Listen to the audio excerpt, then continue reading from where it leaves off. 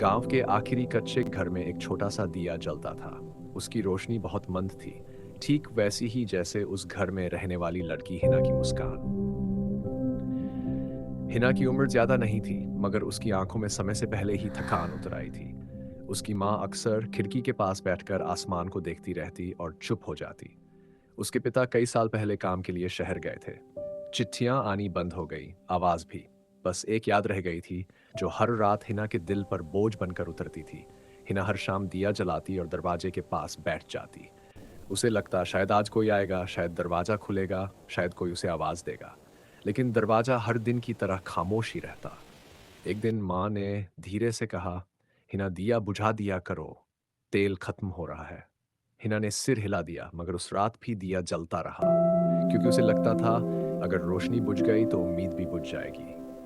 सर्दियों की एक रात माँ चुपचाप सो गई, हमेशा के लिए। उस कमरे में अब सिर्फ हिना थी और वह दिया। उसने पहली बार दिए को ध्यान से देखा। उसकी लौ कांप रही थी, जैसे वह भी थक चुका हो। हिना ने धीरे से कहा, तुम भी अकेले हो ना? दिए ने कोई जवाब नहीं दिया, मगर अगली सुबह वह अपने आप बुझ चुका था।